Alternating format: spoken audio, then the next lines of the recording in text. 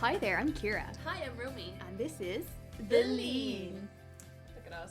On this week's episode, Ooh, what do we talk about? we are talking about what we think soft skills are. Very important topic for interpreting. Very important. It came about because Ciara and I were at a training. I actually came in for the last 20 minutes. So more Ciara was at the training with a wonderful presenter from the States called Robert G. Lee. And it was talking He about... lives in England now. He lives in England? Yeah. The accent threw me. So there's the wonderful presenter Robert G. Lee, who was talking about role-space? Role-space yeah. interpreting, yeah. Role-space interpreting. And what came up... Role-space model of interpreting, sorry. No, it's alright. And what came up, I came in towards the end because there was a meeting afterwards that I was attending, and I remember he was talking about working with people and deaf clients in particular in this situation, and personality is important and so on. And I remember Ciara and I were like, ooh, soft skills, and then I texted Ciara what we think soft skills are. So Romy, I think we were in this big room and Romy was across the room, and the whole other side. Romy sends me a message and she's like, making eye contact with me across the room. As in, check your phone. Well, and I checked my phone, and Romy had this genius idea for who better than to come on to discuss soft skills with us than the wonderful Tracey Daly, who will be with us. Who will be with us the second part as our episode. special guest. Yeah, absolutely. Incredible interpreter, icon, genius.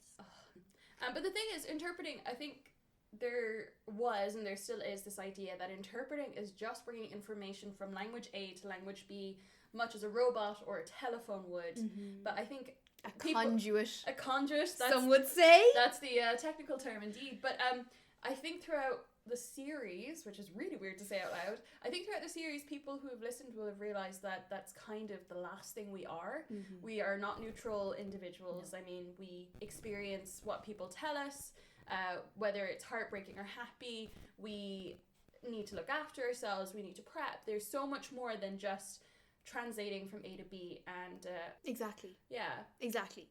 The first time I came across the term soft skills was when we were studying, and I read the wonderful Lorraine Leese in 2011. And she referenced soft skills, basically saying in a way that soft skills, they can't exactly be taught, so they're pretty much innate to a person, and they are essential for being an interpreter. So there, all those kind of things which you think of. It's hard. See, it's difficult to talk about it because it's difficult to put your finger exactly on what it is. Well, there's been quite a bit of research. I know Jemina Napier has worked on stuff with people on what is it that makes an interpreter, and I know Caroline McGrotty, mm-hmm. who was in our cohort in college, her entire thesis was focusing on, okay, deaf clients, what do you think the most important thing is in an interpreter? And the number one that came across from her study, and I'm pretty sure from Napier's study as well, was attitude. Yeah. It was the ability to adapt. It was leave your ego at the door, which I know I've said on an episode before. It was, being personable, mm-hmm. being human, really. Yeah, exactly. It's those interpersonal skills. Again, can't really be taught, so you either sort of have them or maybe you don't have them. But I mean, there are phenomenal interpreters out there, and interpersonal skills may not be their strongest point. Yeah, that's which is true. Why I think Dean and Pollard, their EIPI, which we've mentioned before, the second column is interpersonal skills, because it's about, okay, well, in that situation they are talking about accents and world thoughts and stuff, but thought worlds even? There you go. But that still links into your ability to click with people. Exactly. Yeah.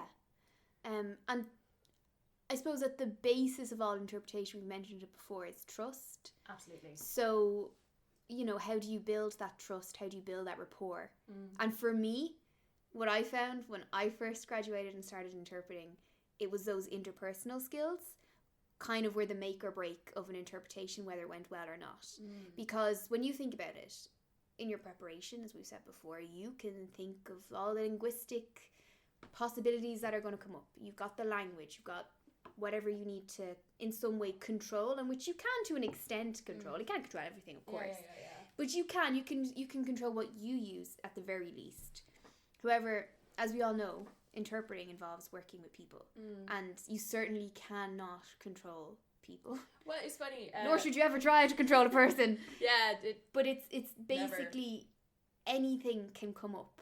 And it's those skills of how you adapt to a situation, or how you kind of, I suppose, fit yourself into a situation, the attitude that you bring, that is so important for interpreting. It's funny, I was listening to the Troublesome Terp. It was the podcast thing. I've mentioned it before, and it was in the very first episode. The Scottish guy who's in it, Jonathan, I can't see, Downey, I'm pretty sure is his name. He said it, and I was like, holy moly. He said when he first got into interpreting, he thought it was, what was it? Let me get this right now. He thought that it was language skills with people attached. But then what he found out, and what he knows now, is interpreting is actually personal skills that language just happens to be attached to. So true! Right? Oh, that's genius. I thought it was beautiful. Yeah, and I think it really summarizes what soft skills are and how important they are to interpreting. So important. Yeah. I think people often outside our field don't fully get what we do, which is why this whole automation, like Google translates all documents real well. In the future, we'll be able to communicate via these little earpieces. Also in the Troublesome Terps episode 1, I'd recommend the episode. But it's just not feasible. No, it's really not, especially when you're in a people-centered profession. If you don't bring those people skills, or if you don't even consider the interpersonal skills, you're not considering the full interpretation if you're purely focused on the language. It was really interesting. A really good friend of mine got a job. He's deaf. He was responsible for finding his own interpreters, and there aren't many where he lives. So he already had a very small pool to pick from, and as a male deaf person, he did want a male interpreter, as is his right. And he was looking through the pool of interpreters, and he was like, no matter who I pick, it's not going to be the perfect interpreter. But who he ended up choosing was a person whose linguistic abilities were so-so, but their attitude was much better, to the point where he felt he'd have better access in work because his interpreter had a good attitude. And he, basically it came down to the final two, which was that person and another person whose linguistic abilities were phenomenal, beautiful interpreting, really easy to understand. But the attitude, the deaf person was like, if I was in a work situation and I'm relying on this person to know what's going on, water cooler conversation, what's the gossip, is there possible promotion coming up? He was like, I think that interpreter would never give me that information. Gosh. Yeah. And ended up going for an interpreter whose signing, voiceover abilities are all right, but the attitude was there. I've heard that before in different situations, and I think it comes down to, as you said, so they're going to be working with that person, say for example in their workplace, so that's a lot of hours on end that you're together. And something that struck me when I started interpreting was, okay, if you don't always get along with someone, right? No, obviously, because you can't get along with everyone, but if you're not I don't know how to put it, but if you're not a person that they don't mind being around, then just think of the effect that would have on someone if it's okay, this person, whatever their need for an interpreter, but oh gosh, and I can't stand them. That's just dreadful. That's just not gonna. Do you know what I mean? That's gonna affect everybody. Absolutely. More so, not just gonna affect the interpretation. That's gonna affect everything, and that's just not gonna be a nice working environment for anybody to be in. But the thing is, we are, as sign language interpreters, I don't know much about spoken language interpreters if they're ever in these situations, but I know for sign language we are put into such intense, but also very what's the word I'm looking for? They can be quite emotive, quite personal situations. Such personal situations. So working with someone, I did a job where I was with someone, one deaf person, one interpreter, me, and we were together for 2 weeks on a job, just the two of us, and it's this can make or break life. Fortunately it went really, really well, but imagine I walked in and I've been booked for the 2 weeks and I'm a wagon, or our personalities just don't click, or our communication styles are just not gelling, and that person is then, for those 2 weeks in that work situation, caught. Do you know? And it's not a situation where you can replace the interpreter very easily. And it comes down to that flexibility, because I know when we first started working together, it was quite intense, and there was a lot of, I had to adapt quite a lot to their particular way of signing, but they also had to adapt for me. It was really interesting how we both did that to be able to work together, but at the same time, not everyone's willing to do it. Yeah. I suppose that you hit on a very important point there, being adaptable and kind of being flexible, because you work with such a range of people. Loads of different situations, you know, as interpreters, any of us do.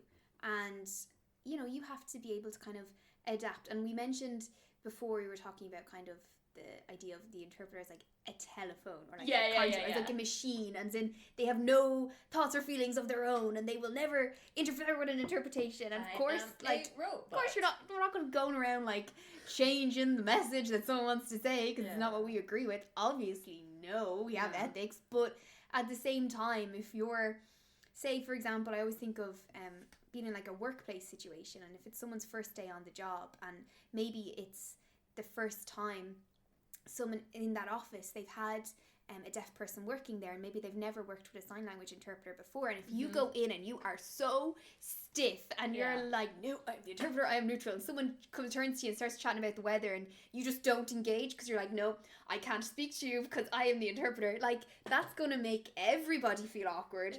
It's going to it's just going to have such a negative impact. But instead of, like, of course you're not going to ignore your actual role as interpreter and be like, oh yeah, weather's dreadful today. No.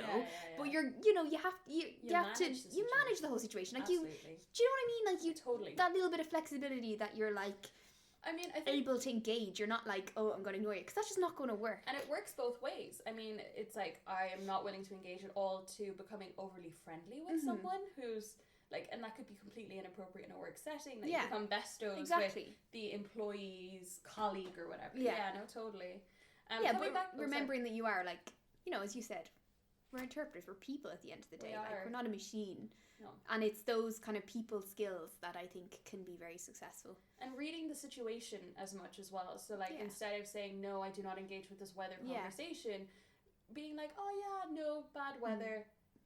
And slowly, and that's it. And you've answered the question, and it's managing the situation. Everybody's comfortable. Absolutely. You know, at the end of the day, you kind of want, well, I mean, it's not going to work in every situation, but in those kind of situations, like, you're not there to make anyone feel uncomfortable or weird, or like, you know, you want it to be comfortable. You don't want your, you know, presence to in any way affect a situation in a negative way. No, and that's not what we're there for. We're there to get the communication going. Yeah. Just coming, actually, you said there just a second ago, as interpreters, we would never interpret, like, intentionally misinterpret something. Yeah.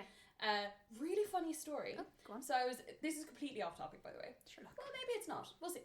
I think it was Ukraine, but don't hold me to it. There was a sign language interpreter interpreting, basically, let's say, the president, what they were saying, and the president was basically lying. Okay, not telling the truth at all. And the sign language interpreter said that in sign language to the world, like, not what the president was saying, but no, she was respected for it because everyone had been under the regime for so long, and she basically, and the deaf people weren't aware of what was going on, so deaf people were finally like, oh, like, it was a really, she's on YouTube, I'll find it, I'll add it to the tag in this episode, but she basically said, this person is not telling the truth. Wow. Pulling the wool over your eyes. They're saying this, that is in fact not true. They've killed a couple of people. Protect yourself. No, like, extreme stuff. Wow. Yeah, she was on the news and everything. I found out from a client I was working with, and I was like, oh crap. And it's a really interesting situation. I mean, that is very much outside the realm of what the interpreter's role is. But in terms of soft skills, is that utilizing it for the benefit of the community so they know what's going on? I don't know. It was just really interesting that came up. I'll find it. I'll add it in.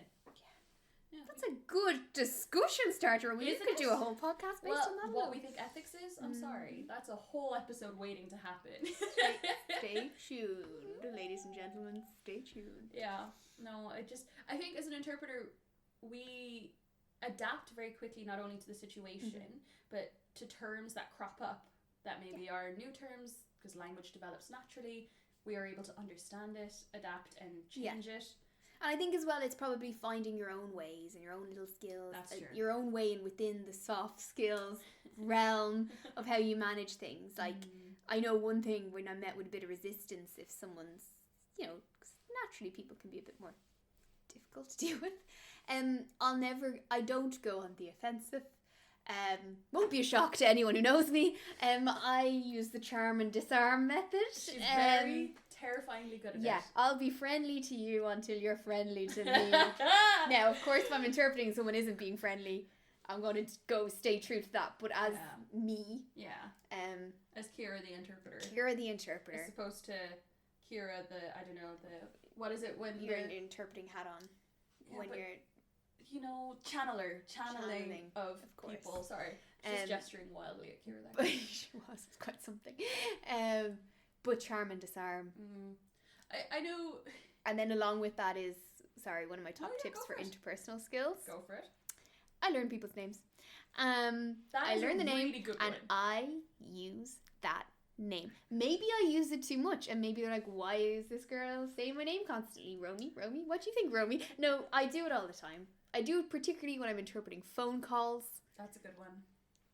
And actually it happened to me one time. I was on the phone and I was interpreting a call and I was using their name and then they started to use my name and there was a lot of names. So maybe too many names in that situation. Maybe I need to dial it down. That's the anomaly, a little bit. But I mean, like you said, I think that's a really nice little personable thing that you can do. Tiny thing, teeny tiny, but just makes everything smoother. But like you said, it's developing the skills via your interpersonal skills. Yeah. Like how to introduce yourself to, like, your deaf client hasn't arrived yet, you're in a hearing environment, you're a young woman who's dressed on point as always, and you're trying to introduce yourself to this 60-year-old man who doesn't know what a sign language interpreter is. Yeah. And it's the first couple of times it's a little bit like, but then you get to a point where you're able to present yourself and be like, hi, I'm Romy, I'm the sign language interpreter, and be able to create that skill. Yeah. It doesn't come from nothing. It's true. Like you said, I think you said a couple episodes ago about it's a big scary world when you get out there to begin with, and you're not really sure what's going on, and you're just kind of hoping for the best, and then you learn and go and evolve. Evolve, develop, perform. Oh my god, you're like an ad for interpreting right now. Buzzword. Love a buzzword. Yeah, I think, I don't know, soft skills are so crucial. So important. And I think it's one thing, for me anyway, from studying the theory side of things, it wasn't something I realised how important it was until I put it into practice. And I think it's something that you continue to learn and develop as you go. Absolutely. But it's also because you and yourself are changing. Exactly. People on a day-to-day basis, their mood, everything changes. Yeah. So it's adaptive. You have to be a little bit like a chameleon as an interpreter. That's a good one, yeah. You have to very much... Not as pretty as the swan, but I'll not take as nice as the swan, but look, these are my metaphors. Yeah, because you have to adapt to so many different situations, and you don't want to stick out in a situation, generally. You don't want to be like, there's the interpreter over there, I think her name's Ciara, she keeps saying my name, she's really weird. You want to be able to blend like a chameleon into the situation. I know definitely some of the things you hear, you're like, oh, that was so nice to hear. I remember I was interpreting once, and one of the clients was an interpreter, but not with the same sign language. So she was using me to communicate with a deaf person. And I remember afterwards, she's like, I forgot you were there. And I was like, oh! That's nice. Goal achieved! Yeah. She's like, I thought I was talking to them directly. I was like, yes! Beautiful. But that didn't just come about from me going language A to B. That came about from, like, chatting beforehand with both of them, introducing who I am, what my role is. Yeah. And it was a nice moment to be told, it was like you weren't even there. It's like, oh, I chameleoned perfectly. Come, chameleon. They come and go. That is a whole song about interpreters, and people don't even know. You don't even know. You know now. Yeah, you do. Yeah, we do. Okay. Should we bring on our guest? I think it's time, without further ado, to introduce you to the wonderful Tracey Daly. Woo woo! Come on, Tracy.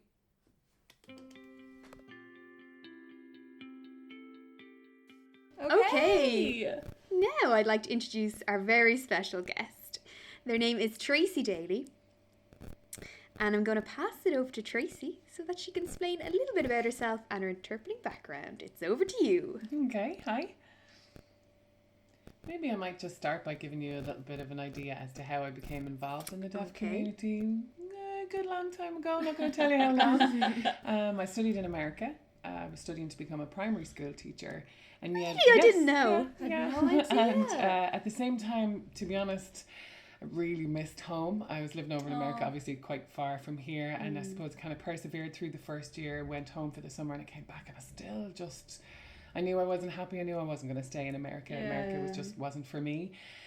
Randomly enough, I met a deaf girl in my class and she had an interpreter in the class. This was probably my first exposure to ISL and really seeing sign language in action. And I became friends with both the deaf girl in my class and the interpreter, and really helped me get through the year. But equally, I was kind of having a look at what was going on at home in relation to sign language and how I could learn Irish sign language. And I said to my mum, Mum, there's potentially an opportunity for me to study Irish Sign Language at home. And I had mentioned TCD and she was like, Era, go on. And I applied, long story short, I applied to Trinity and I got in, and I can look back now and I think obviously I have a different mindset. But I remember when I went in to attend my interview and they had asked me about, I suppose, future goals in relation to studying, and good luck, I'm mortified telling you this. But I said I was going to set up a deaf school and help those children. Oh, good Lord, please. Obviously I have a very different mindset now. Sure. But I suppose from there I got involved in the community and I've been working as an interpreter ever since. And it's a massively interesting job, difficult job, privileged job. And even now, still today, there's so much learning. And I suppose even just in relation to language, you can never fully, be there yet or arrive. There's always learning. Yeah. So cool. I didn't know you wanted to become a teacher. I had no idea. No idea. Look, you learn something new every day. Every day's a school day. Yes, it is.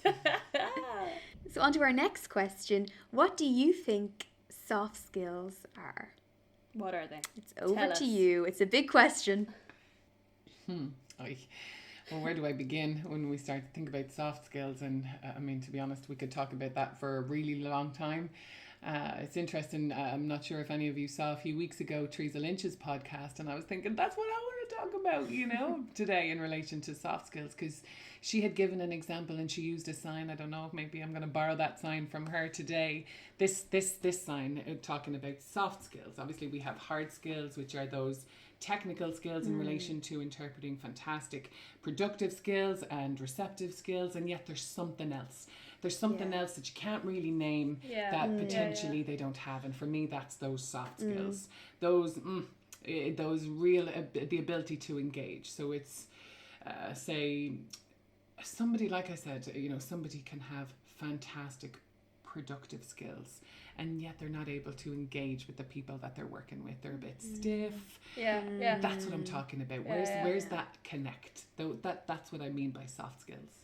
And soft skills, you think they're important? Or, for our job in particular, I know meeting people is an essential part of what we do, but then we come to soft skills. How do you think that applies? It's an interesting question, to be honest. When we think about, let's say, for example, if we were to look at the medical profession, and a doctor absolutely competent in being able to assess your health and provide the right prescription for what it is that you need in order to get rid of your ailments, but they're so rude. And you think, people talk about a bedside manner, absolutely, and like that some doctors don't have that can be similar with interpreters. They can be fantastic and hold a fantastic skill set, and yet kind of dry conversation. There's something missing. There's no engagement. And again, this can be described in so many ways. Soft skills are about how we engage with people. They're how we see a room, how we assess what's going on in a room and the relationships and the dynamics. It's about being confident and not cocky, but it's about being confident in, often people will say, she comes in and she takes over a room. I'm not talking about, hello everyone, I'm here. I'm not talking about that, but it's about taking over my space and my role and being confident about what it is that I need to do. Nobody knows that better than me, but it's important to do that in a quiet and confident way. To walk in and engage with people and ensure that they're comfortable with your presence. I think that's really important. Without that, there's something missing, and it's an awful pity because you miss out on people's personalities and how to convey those in your interpretation. I'm sure later we'll have some more clear examples of that, but I hope that makes sense so far. Yeah, and it makes so much sense when you go back to even just the sign that you're using for soft skills, because it's so difficult to put an actual label on that, you know, and it's very personal to everyone in their own kind of skills and their own way and how they manage situations and different things that crop up. So it's so important. And when you talk about that kind of soft skills, it's nearly like something is missing. You just you don't quite have it, a hold of it. Yeah, and I think more importantly, we don't realise, you know, like say for example what we're missing. There may be somebody, like I said, who has a gorgeous relationship, is able to really engage with people, and they don't have the hard skills. That's not good enough either. They coincide with each other. You can't have, you know, hard skills are not enough. Soft skills are not more important than them, but they coincide with each other. They work together, and that's what helps us to provide the seamless interpretation and make your job easier. One thing that I do really want to mention, you know, you mentioned this, Ciara, in your introduction in relation to Lorraine and Jemima's paper talking about soft skills and what essentially are soft skills. It's not a new phenomenon, but interestingly enough, for us as interpreters in Ireland, we just recently had training in November in relation to role space and how we fit into that in our job. And then in January we had some fabulous training in relation to resilience and how we build that resilience and what that means. I think now more often the focus is on ourselves and on our brain and what's happening in our brain and how that affects how we manage different situations. Equally, the importance of self-reflection and understanding and knowing what to expect, because what I mean by that is how a certain situation may affect me so that I can prepare appropriately for that. I hope that makes sense. Absolutely I does. do feel that that soft skills are strongly connected to our self-awareness. And knowing yourself Absolutely. as well. You know, we can't have acceptance without awareness. You know, I think we must have the ability to be able to look inside ourselves and understand what makes us feel uncomfortable or comfortable. And is that a skill you think you can train or teach from the get-go? That I know, how can you build on that? How can you, I know, okay, obviously you need to take the first step yourself, fine, I get that, but how can you build on that for our job? I think it's a really good question. And for me personally, to be honest, I'm not a researcher. I've never researched the topic soft skills, but from my experience and from, you know, kind of the things that I've learned, it's something that's learned, it's lived. You've gone through it. With experience comes conviction. You search inside yourself. You ask yourselves the question, why did that happen in the first place? Why was I uncomfortable? So that when you arrive in that situation again, you've seen this before, you've understood how you've dealt with this. And so in order for that to happen, you must have an open mind, you must have a willingness to be able to really, really reflect. And I think that it's interesting, you know what I mean, if, you know, we look at the other buzzwords that are going around, self-reflection is one of those. And we really need to fully understand what that means. You know, for us as interpreters, those soft skills can equally play a part on our relationships and how we interact together. For me, I suppose I've been really, really fortunate with a really supportive, you know, professional network. People who have those soft skills to be able to pull me up on certain inadequacies in my work. And without that relationship, you know what I mean, it's really hard to improve. I think you need to leave pride at the door. There's no room for pride in our job. We really have to be willing and open to take on any kind of feedback, because with that feedback, you have the ability to be able to leave yourself at the door, and then you can see how other people perceive you, perceive the room. That's powerful. And again, like I said, I think it's lived, and you learn it as you live these experiences. You know, you're saying leaving your pride. I also think it's your ego has to be left at the door, and that's something that I've been consciously working on, to try leave that ego behind, because we don't need it. And I think, you know, it can be at times someone says something and your ego instantly goes into overdrive, and it's quite difficult to improve that and do that with your colleagues. Exactly that.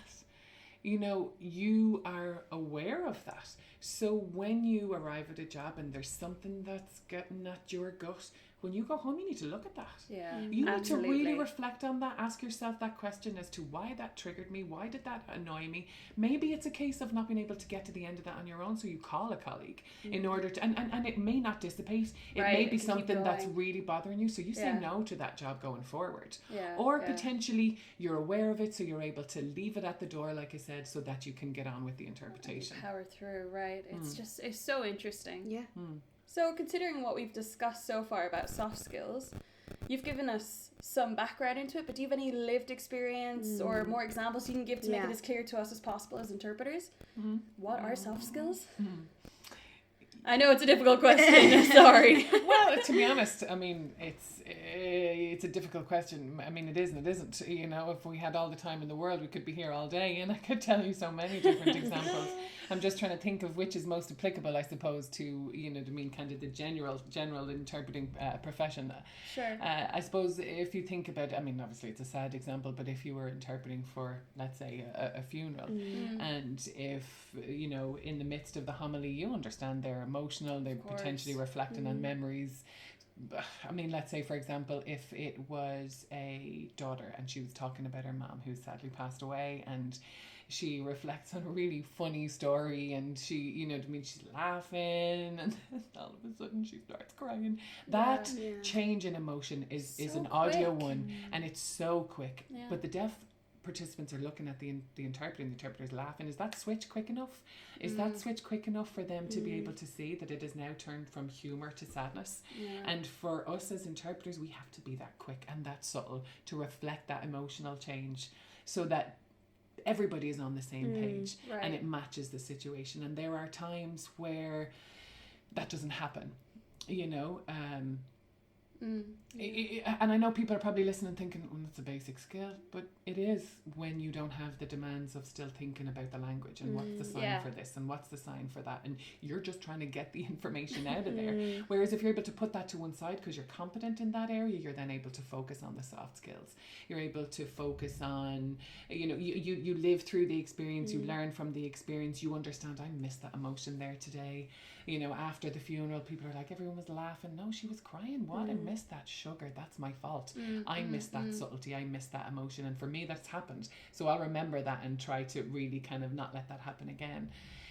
Another example, let's say, for example, if you're interpreting for a meeting and you're talking about either deaf or hearing people, and if it's a deaf person who's trying to get in, and you know they're holding up their finger, and you're trying to make that interjection as smooth as possible. And you know, for hearing people would say, sorry, can I come in there? That is equally as possible to reflect for a deaf participant. Hearing people will often say, can I just say there? It's a natural interjection.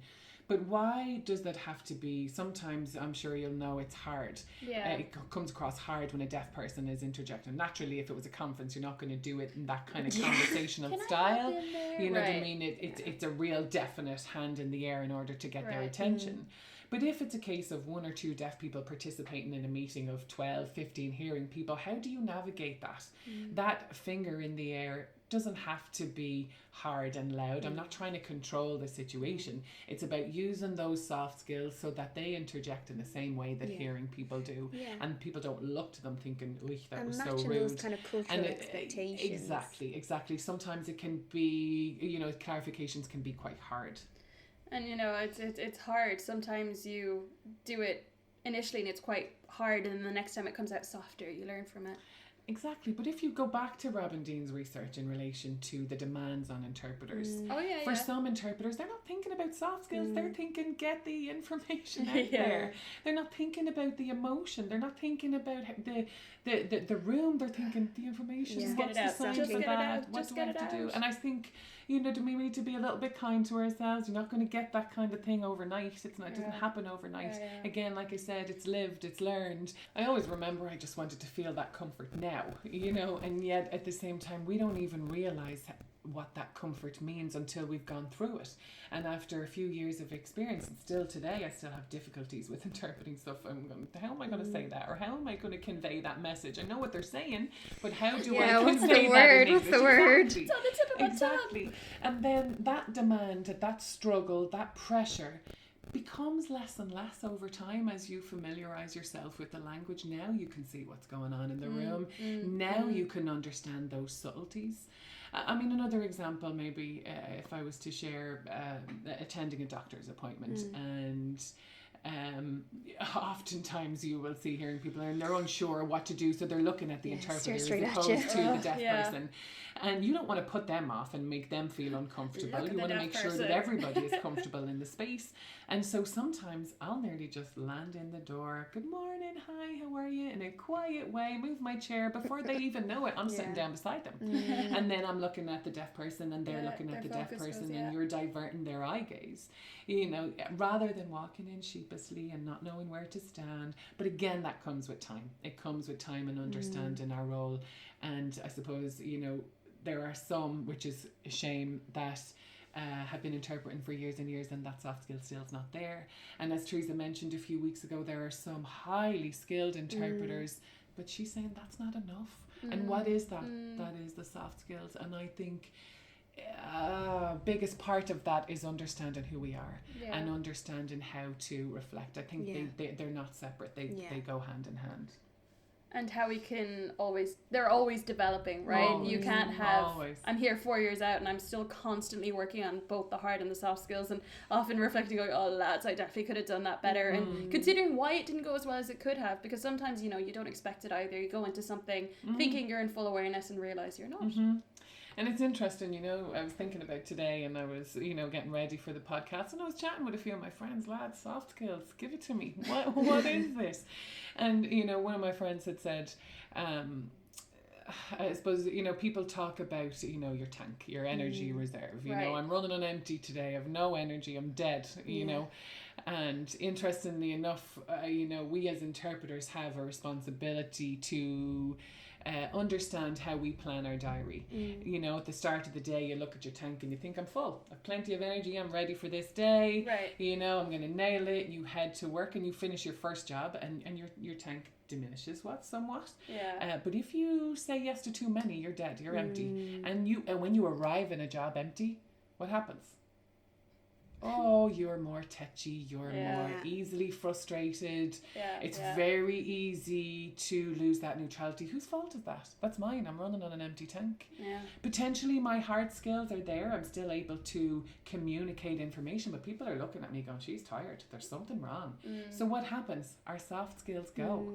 You know, whereas if your tank was full, you're able to navigate your way through difficult situations in a different way. And again, it's about knowing yourself and the importance and also of knowing that. your limits as well, and knowing when enough is enough. And knowing how that affects a situation. Absolutely. You know, I think once you go through it and you learn from it and you think, oh, good Lord, that was my fault. I think at times there may be some who will become on the defensive, but hang on a second, do you not know what I did or how long I was working? Hold on a second. But who took on that job? And it's so powerful. If I know my own limits and I'm in control of my own response, I'm not blaming anybody else. I have to look at myself. And then if I'm in control of that, I know how to fix that. Oh, I wish that I was like this every day. I wish I had that ability. It's the goal. You know, naturally we slip, you know. We're human. Exactly. We're human. It's true. Yeah. Sorry to spoil the secret. We're not robots. We're human. But I mean, it's an important part of our humanity as well, is to constantly reflect. And it's so important to be self-aware, as we said again, you know, and to make sure that you know yourself. And self-awareness isn't easy, you know. Not at all. It is not. You know, and it's not always nice either. Looking in the mirror is a hard task. Yeah, and sometimes there's things you don't even realise that you're doing or that are there. I think that's why having an open mind is crucial. And equally having an open mind to that feedback. When people give you that feedback, don't naturally go on the defensive. Think about it and think, okay, right, why do they see me that way? What is it that happens? You know, funny enough, I remember working with a deaf interpreter at one particular time, and the job went very well, I would have thought. And afterwards, they asked me, you doing okay? And I'm thinking, yeah, why? And they said, wow, you looked cross today. You looked off form today. Oh, and I thought, wow, okay, I didn't realise it. And often, you know what I mean, I use the word leakage, you know what I mean, and how much leakage do we have? It's like, you know what I mean, you slip, you're not able to hold your own is coming into the job with you. It's leaking into the interpretation, and people can see your discomfort, and how do you maintain, you know what I mean, that sense of neutrality. It's very interesting. Yeah, sometimes you don't notice you've leaked either until someone calls you out. Absolutely. And again, you know, people are making this comment to you for a reason. You need to take it on board. Exactly. Okay, so now for our last question. What is your top tip, your hot recommendation to spread into the world? It's over to you. Spread into the world. Okay. I suppose I'm trying to think about examples of where you actually identify or spot soft skills for yourself. You know, so if I think of, like, you know, I say a hearing example, you know, the famous actor Morgan Freeman. His voice is just gorgeous. It's like sugar. And Chills. you could listen to him all day long, you know. It's just gorgeous voice. And what is that? If we use an example from the deaf community, and I hope he doesn't lynch me for this, but if you think about a deaf event and you have an MC who's, you know what I mean, kind of chairing, you know, this event, when I think about Eddie Redmond, he's just first class. He knows how to work a room. He knows how to engage people. He can add a little bit of humour and yet still get on with business. You know, and you don't even feel the time flying by, because you could sit and watch him all day. There's those soft skills. And again, there are other people who can present fantastically, have really clear information, but there's something that's just not there, you know. And I suppose when I think about those two particular examples, and then you kind of hone that into the interpreting profession, and for us as practicing interpreters, why do deaf people want to work with us? Yeah. You know, or even let's ask ourselves, you know what I mean, what is it about me? What is it about me that helps me to engage with other people? And if you don't know, find out. Find out what that is, and work hard. It is hard work. Self-reflection is hard. Understanding where your strengths are and why are really, really important. And yet then at the same time understanding, you know, the importance of leaving your stuff at the door when you go to work. Then you've got that space to have empathy with whoever it is that you're working with. And I don't know, maybe people will say, oh, you're one Tracy never stops talking about this, but it is important. Know yourself, know who you are, and understand how it is that you know, connect with people. And this whole idea of burnout and running on an empty tank, the reason for that is our own fault. And, you know, the shocking reality is it's our own fault. And that's really, like I said, powerful, because there's no room for blame there then. You have to look at yourself. Soft skills are really important. Some people say that you can't teach them. You have to live through them in order to understand what they are. But similarly to what Teresa mentioned a few weeks ago, you must have an open mind and be willing to take on that. You know what I mean? If you're closed off to that, it's going to bounce off and nothing's going to penetrate. And so I hope that makes sense. I hope it's clear. And like I said earlier on, I'm not an expert in this area, but from my experience and my relationship within the community and with my colleagues, for me, I would like to think that I would have an open mind and a working relationship. And I think that's where most of the learning comes through that feedback and through that, you know, kind of self-development in order to progress. Thank you so much. much. That was powerful. Wow, thank you so brilliant. Thank you so much for coming. Thank you so much for coming and being part of our I podcast. suppose when you asked me this question, I was thinking, no bother. And I actually started to think about soft skills and how you get that across. Honestly, I did chat with a few of my deaf friends, and, you know, we're talking about it, and it's like, okay, right, hang on a second. You know, I suppose, you know, I hope from these last 20 minutes it makes some kind of sense. I think we're always learning, always reflecting, and you'll never really arrive as such. You know. Brilliant. Thank you so much again. Thank you so much for coming. Thanks.